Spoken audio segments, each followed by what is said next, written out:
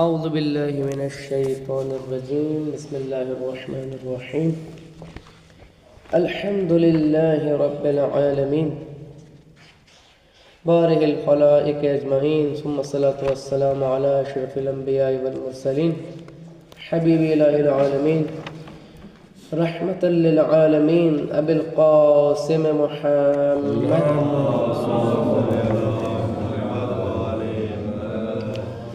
وآل بيته الطيبين الطاهرين المأسومين ولعنة الدائمة على أعدائهم أجمعين من الآن إلى قيام يوم الدين. فقد قال الله تبارك وتعالى في كتابه المجيد والفرقانه الحميد وقوله الحق أعوذ بالله من الشيطان الرجيم إلا الذين عاهدتم من المشركين ثم لم ينقصوكم شيئا ولم يظاهروا عليكم أحدا فأتموا إليهم عهدهم إلى مدتهم إن الله يحب المتقين. صدق الله العلي العظيم. درود بھیجیے محمد وعلى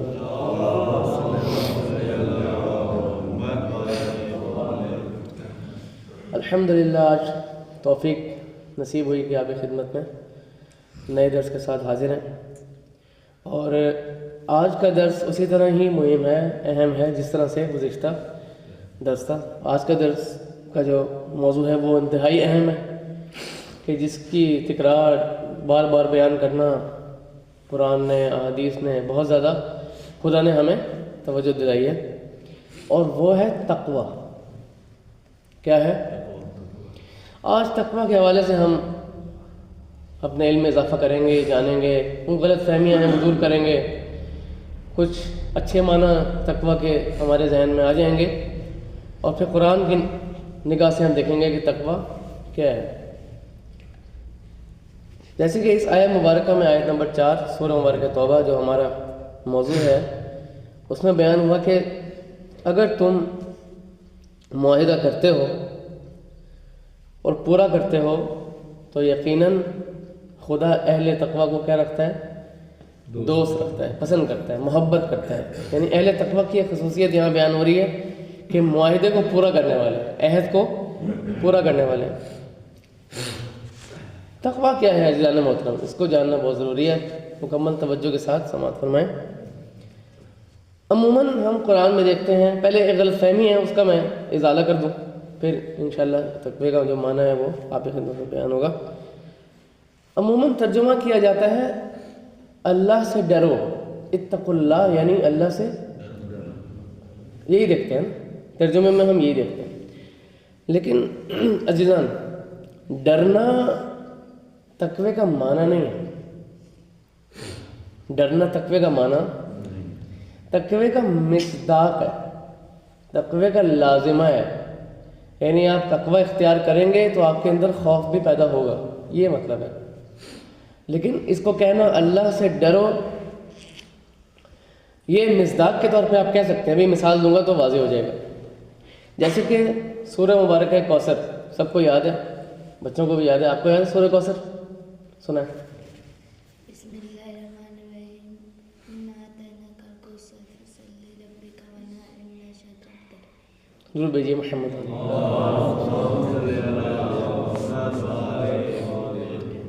ارشاد ہوتا ہے کہ انا اعطیناک کہ اے حبیب بے شک ہم نے آپ کو کیا عطا کیا؟ کوثر. فصلی لربک وانحر، تو آپ دو کام کریں، نماز پڑھیں اور قربانی دیں. ان شانئک هو الابتر، بے شک آپ کا دشمن جو ہے وہ بے اولاد رہے گا. تو یہاں فرما رہا ہے کہ ہم نے آپ کو کوثر عطا کیا. تو کوثر کے کئی معنی ہیں اور کوثر کے کئی مصداق ہیں. ایک معنی ہوتا ہے، اس کو سمجھنا ضروری ہے تاکہ ہم تقوی کی بحث میں تقوی کا معنی لے سکیں. اور ایک مصداق ہوتا ہے. کوثر کا معنی ہے خیر کثیر، بہت زیادہ خیر، بے شمار خیر. کہ اے حبیب، اگر میں ترجمہ کروں لفظی لغت کے اعتبار سے تو ترجمہ یہ ہوگا آیت کا کہ اے حبیب ہم نے آپ کو بہت زیادہ خیر دے دیا، ہم نے آپ کو خیر کثیر دے دیا. لیکن روایات میں آتے ہیں تو اہل سنت کی مختلف روایات ہیں، کہیں کوثر کو علم کہا گیا ہے، کہیں نہر کہا گیا ہے، کہیں، لیکن اہل بیت کی روایات میں کوثر کو کیا کہا گیا؟ جناب فاطمۃ الزہرا سلام اللہ، کہ اے حبیب ہم نے آپ کو جناب زہرا عطا کی۔ تو یہ جو جناب زہرا ہیں یہ کوثر کا معنی نہیں ہے، ٹھیک ہے، کوثر کا ایک مصداق ہے۔ کوثر کے بہت سارے مصداق ہیں، یعنی بہت ساری چیزیں ایسی ہیں جو کوثر کے اندر آتی ہیں، جن میں سے سب سے بڑی مصداق کون ہے؟ جناب زہرا سلام اللہ علیہ، ضرور بھیجیے محمد۔ اسی طرح جو ڈر اور خوف ہے، یہ جیسے کہ بیان ہوا تقوی کا ایک مصداق۔ لغت میں توجہ چاہتا ہوں کہ لغت میں یہ لفظ تقوی ہے، یہ وقایہ سے ہے، قاف واو یا وقایہ سے ہے، اور اس کا معنی ہے حفاظت۔ کیا معنی ہے اس کا؟ حفاظت، اپنے آپ کو بچانا۔ تو یا ایھا الذین آمنوا اتقوا اللہ، اے ایمان والو اپنے آپ کو کیا کرو؟ بچاؤ۔ کس کی نسبت بچاؤ؟ اتقوا اللہ، اللہ کی نسبت اپنے آپ کو کیا کرو؟ بچاؤ۔ یہ ترجمہ درست ہے لغت کے اعتبار سے، لیکن اللہ کی نسبت اپنے اندر خوف پیدا کرو، ٹھیک ہے، اللہ کی نسبت خوف زدہ ہو جاؤ یا اللہ کی نسبت خشیت پیدا کرو، یہ لازمہ ہو گیا، یہ ایگزیکٹ معنی نہ ہوا۔ کس چیز سے ہم نے آپ کو اپنے آپ کو بچانا ہے؟ اے ایمان والو، اگر میں ایک اچھا ایک بہتر ترجمہ کروں اتقوا اللہ کا، تقوی کا، تو یہ ہوگا کہ اے ایمان والو ہر اس چیز سے اپنے آپ کو بچاؤ کہ جو خدا کی ناراضگی کا سبب بنے،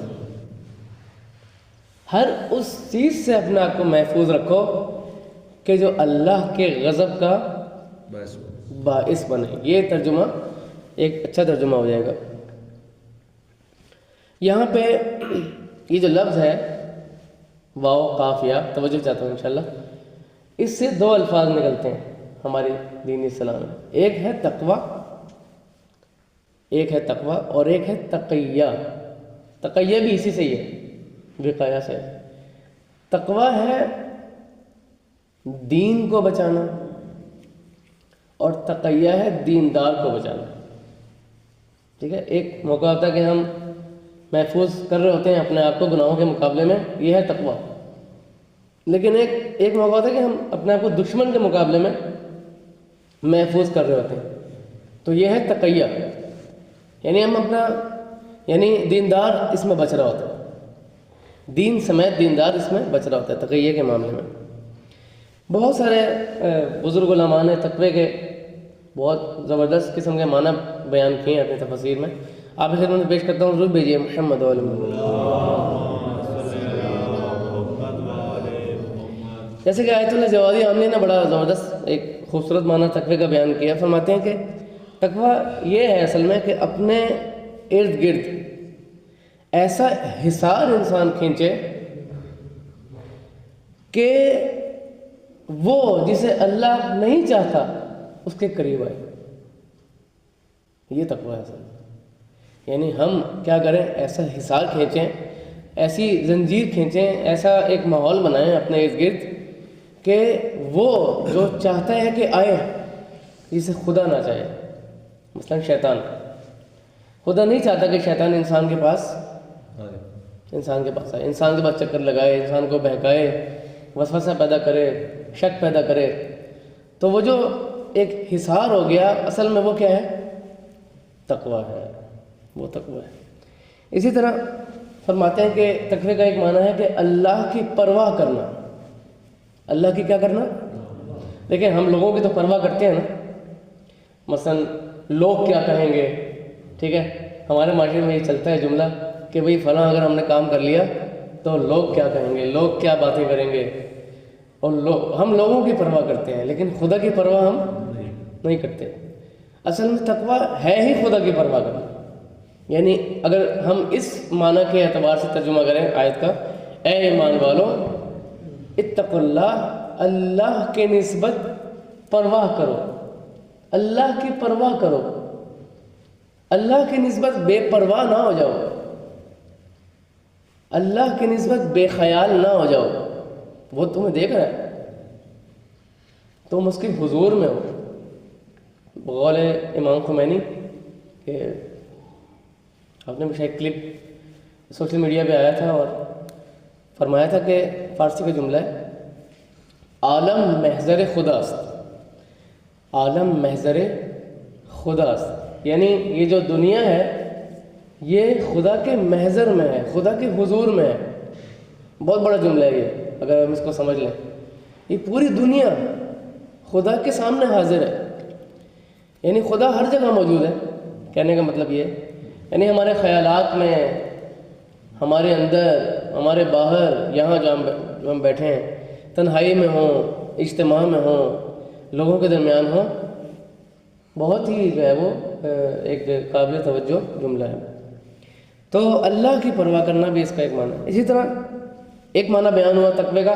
اب تقوی کا صحیح مفہوم آپ کے ذہن میں آ رہا ہے کہ اگر ہم نے تقوی اختیار کرنا ہے تو اس پیرائے میں لے کے ہم نے چلنا ہے زندگی کو۔ ایک معنی بیان ہوا کہ اللہ کے نسبت احساس ذمہ داری پیدا کرنا، یعنی اے ایمان والو اتقوا اللہ، یعنی اللہ کے نسبت احساس ذمہ داری پیدا کرو، اللہ کے نسبت حساس بن جاؤ، اللہ کے غضب کے حوالے سے حساس بن جاؤ، اللہ کی رضا کے حوالے سے حساس بن جاؤ، اللہ کے ہو کر رہ جاؤ، اللہ کی ہی کے ہو کر رہ جاؤ، جیسے کہ بزرگ فرما رہے ہیں۔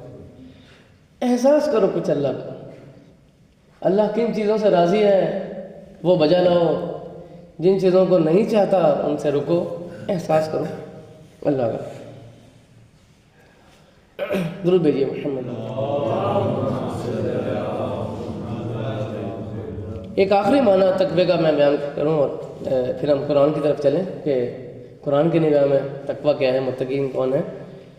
ایک معنی جو علماء نے بیان کیا وہ یہ کہ اپنی صلاحیتوں کو، اپنی قابلیتوں کو گناہوں کے مقابلے میں محفوظ رکھنا۔ ٹھیک ہے، اللہ نے آپ کو بہت ساری صلاحیتیں دیں، بہت ساری قابلیتیں دیں، آپ ان کو کہاں کہاں استعمال کرتے ہیں؟ مثلا ورزش میں کر رہے ہیں، کام کاج میں کر رہے ہیں، ٹھیک ہے، کسی کی مدد کرنے میں کر رہے ہیں اپنی صلاحیتوں کو استعمال، کسی کو اللہ نے اچھی آواز دی وہ تلاوت کر رہا ہے، نعتیں پڑھ رہا ہے، منقبتیں پڑھ رہا ہے، کسی کو سر دی اللہ نے وہ ذاکری کر رہا ہے، ٹھیک ہے۔ تو اپنی صلاحیتوں کو، تقوی کیا ہے کہ اب ترجمہ ہم آیت کا کر رہے ہیں باری باری۔ اے ایمان والو اتقوا اللہ، اے ایمان والو اپنی صلاحیتوں کو گناہوں کے مقابلے میں استعمال کرو۔ تو یہ کتنا خوبصورت ایک ترجمہ اتقوا اللہ کا بن گیا۔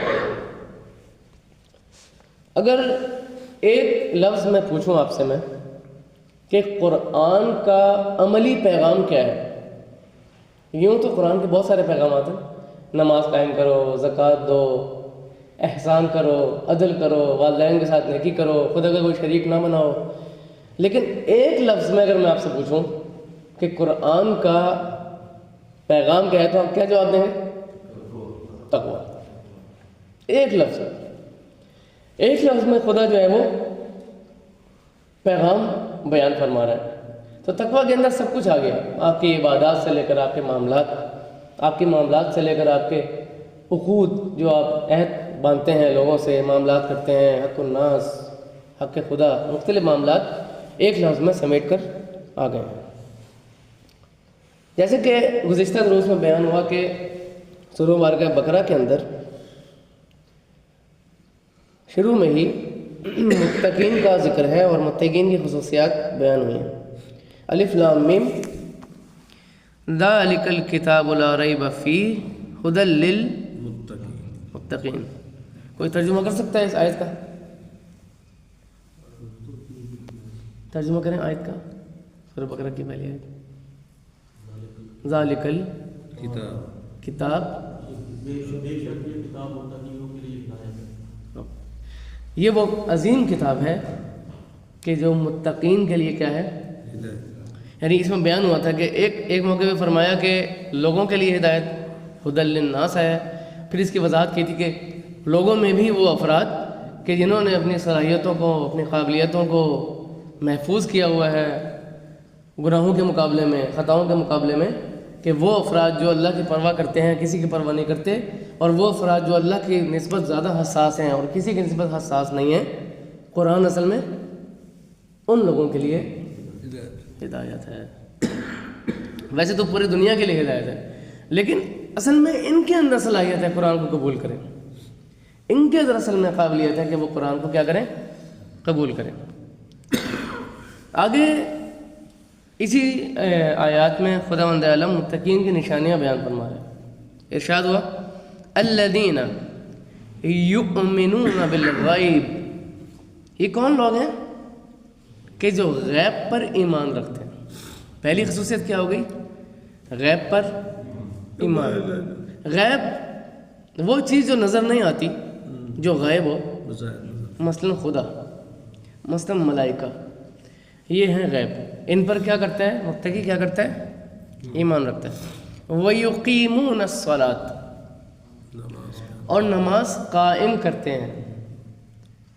نماز ادا کرنا اور ہے، قائم کرنا اور ہے، جبکہ قائم کرنا اور ہے، دونوں میں فرق ہے۔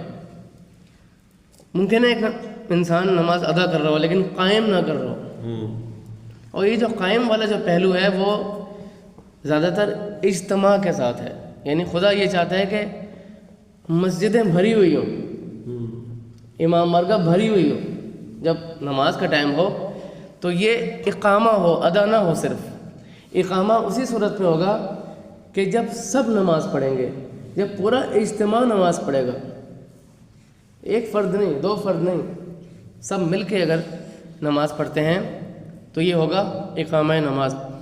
پھر فرمایا وَمِمَّا رَزَقْنَاهُمْ يُنْفِقُونَ، اور جو کچھ ہم نے انہیں عطا کیا اس میں سے کیا کرتے ہیں؟ یہ انفاق کرتے ہیں، خرچ کرتے ہیں۔ پھر اگلی خصوصیت متقین کی کہ وَالَّذِينَ يُؤْمِنُونَ بِمَا أُنزِلَ إِلَيْكَ، توجہ ہے انشاءاللہ، وَمَا أُنزِلَ مِن قَبْلِكَ، جو کچھ آپ پر نازل کیا گیا اور جو کچھ آپ سے پہلے نازل کیا گیا انبیاء پر، اس پر کیا کرتے ہیں؟ ایمان لاتے ہیں۔ وَبِالْآخِرَةِ ہم یقینون، اور آخرت پر یقین رکھتے ہیں، یقینون، آخرت پر یقین رکھتے ہیں۔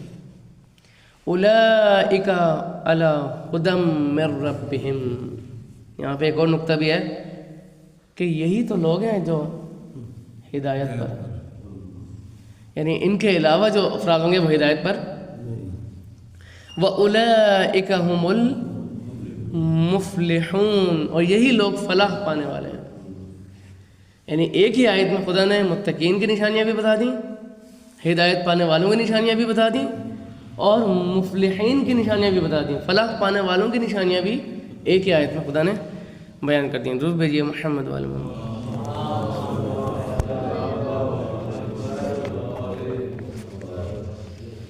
یہاں پہ ایک آخری بات مثال دے کے بیان کروں گا اور پھر بحث کو جمع کرتے ہیں انشاءاللہ۔ یہاں پہ آیت اللہ مطہری، توجہ فرمائیں، آیت اللہ مطہری کا نام سنا ہے آپ نے؟ استاد شہید مطہری بہت بڑا نام ہے، بہت زیادہ خدمات تشیع کے لیے بہت زیادہ جو ہے وہ زحمت کی، یہاں تک کہ امام خمینی فرماتے ہیں کہ امام خمینی خود حوالہ دیتے ہیں کہ جوانوں کو چاہیے کہ وہ استاد مطہری کی کتابوں کی طرف جائیں، یعنی ایک اسلام کی صحیح تصویر ان کی کتابوں میں آپ کو نظر آئے گی، اسلام ناب جسے کہتے ہیں، اسلام خالص۔ تو وہ تقویٰ کے حوالے سے ایک مثال دیتے ہیں اور بات کرتے ہیں کہ یہ تقویٰ ہے، تقویٰ یہ محفوظیت ہے، محفوظیت ہے، محدودیت نہیں ہے۔ ابھی مثال دیں گے تو پھر بات واضح ہو جائے گی۔ یہ انسان کو محفوظ کر رہا ہے، محدود نہیں کر رہا۔ جس طرح سے ویسٹرن کلچر میں آپ دیکھتے ہیں کہ ان کے نظر میں تقویٰ کیا ہے؟ انسان کیا ہو رہا ہے؟ محدود، جبکہ شیخ مطہری کیا فرما رہے ہیں؟ انسان کیا ہو رہا ہے؟ محفوظ۔ مثال دیتے ہیں کہ ایک انسان ہے، ایک مزدور ہے وہ گھر بناتا ہے، نقشہ تیار کرتا ہے، پھر سارا سامان وغیرہ لے کے آتا ہے، گھر وغیرہ شروع کرتا ہے بنانا، یہاں تک کہ چار دیواری جو ہوتی ہے، چار دیواری اسے وہ چھوڑ دیتا ہے، اسے وہ نہیں بناتا. تو سوال کرتے ہیں آگے، کیا ایسا انسان محفوظ ہے؟ کیا ایسا انسان محفوظ نہیں ہے؟ لیکن جب چار دیواری بنائے گا تو کیا ہو جائے گا؟ کس چیز سے؟ ہر طرح کے خوف سے. ٹھیک ہے، چور سے، ڈاکو سے، شیطان سے، بلے سے، جی ہر طرح کے خوف سے کیا ہو جائے گا؟ محفوظ. تقویٰ بھی انسان کے اندر یہی کام کرتا ہے، انسان کو ہر طرح کے خوف سے کیا بنا دیتا ہے. اسی وجہ سے کہا کہ اللہ سے ڈرو، یعنی خدا کے گناہوں سے ڈرو، گناہوں کی پاداش سے ڈرو.